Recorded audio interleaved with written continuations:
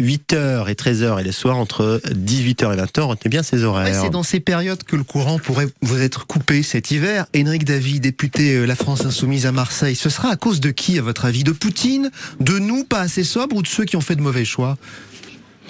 Moi je pense que c'est déjà il y a un manque d'anticipation. Alors c'est comme avec le Covid, c'est comme avec actuellement là aussi les problèmes au niveau des urgences pédiatriques. En réalité, le gouvernement a du mal à anticiper. Alors ils ont découvert le mot planification, mais le mot anticipation, je pense que c'est pas leur fort.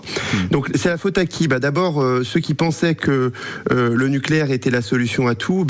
On voit bien qu'on a un souci. On a la moitié des réacteurs qui sont à l'arrêt et à cause de choses graves. C'est des fissures à cause d'une corrosion et donc s'ils sont à l'arrêt, j'ai entendu là dans votre reportage, certains disaient ils pourraient repartir. On peut pas faire repartir un réacteur nucléaire qui est à l'arrêt et qui est pour lequel on a des problèmes. Pardon, mais c'est quoi la solution? Le deuxième, avant d'arriver à la solution, juste le deuxième point, c'est que la meilleure énergie, c'est celle qu'on ne dépense pas. Et ça, il fallait rénover massivement les bâtiments. On leur a même proposé au gouvernement de monter tout le dispositif avec ma prime rénov et tout à 12 milliards. Ils ont refusé. Et donc l'année prochaine, l'année d'après, on va encore avoir les mêmes problèmes. Donc si on n'anticipe pas, on se retrouve dans une situation de crise. Et alors, quelle est la meilleure solution? C'est comme le Covid. Il faut réfléchir à qu'est-ce qui est essentiel et qu'est-ce qui n'est pas essentiel.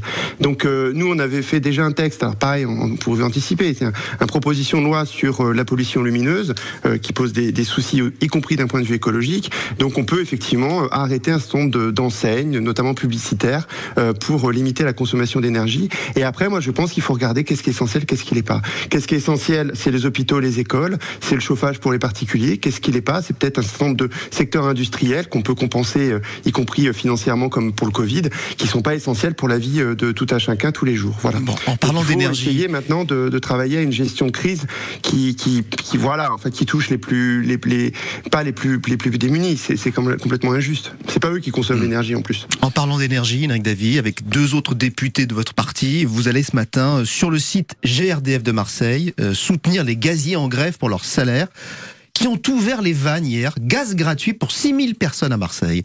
Vous approuvez ce mode d'action? Complètement. Parce que souvent la grève est vécue comme quelque chose qui pénalise les citoyens. Là, au moins, on a des situations, je pense que les cheminots, s'ils avaient la possibilité, ils pourraient faire aussi des trains gratuits, ça serait pas mal. C'est illégal. Pourquoi ils sont en grève? Je rappelle juste pourquoi ils sont en grève. Ils sont en grève parce que ils ont obtenu que 2% d'augmentation de salaire, alors que sur le reste de la branche, dans tout leur secteur, à part GRDF, ils ont augmenté 7,5 à 9% les salaires. Donc leur grève est légitime, puisqu'ils veulent juste que leur salaire suive l'inflation. Juste pour vous dire, nous on avait quand même proposé depuis longtemps l'indexation des salaires sur l'inflation, dès le mois de juillet. Si le gouvernement s'était engagé à lancer des négociations partout pour que les salaires suivent l'inflation, ils n'auraient même pas eu besoin de faire grève. Et enfin, est-ce qu'il y a les moyens de rétribuer les gaziers? Oui, 518 millions de dividendes ont été versés à GRDF. Et là on voit les miracles de la privatisation, c'est-à-dire que une fraction infime de ces millions permettrait notamment de rémunérer mieux les gaziers et d'éviter la grève. Et sincèrement, on voit que quand on a privatisé, l'argent finalement, il va dans les actionnaires et on se demande bien à quoi ça sert. Avec les gaziers, vous parlerez peut-être réforme des retraites. La Première ministre confirme, ce sera 65 ans. Elle dit quand même qu'elle est à l'écoute. Si vous avez des propositions à lui faire, vous en avez ou pas? Déjà de lui dire qu'il faut qu'elle relise le rapport du corps, du Conseil d'orientation des retraites, qui est indépendant, Conseil d'orientation des retraites, parce que en réalité effectivement les chiffres on peut leur faire dire tout ce qu'on veut, mais ce qu'il y a dans le corps, c'est que si on regarde la part des dépenses pour les retraites dans le produit intérieur brut, en gros avec le système actuel c'est stable jusqu'en 2070. Donc pas besoin de faire de réforme.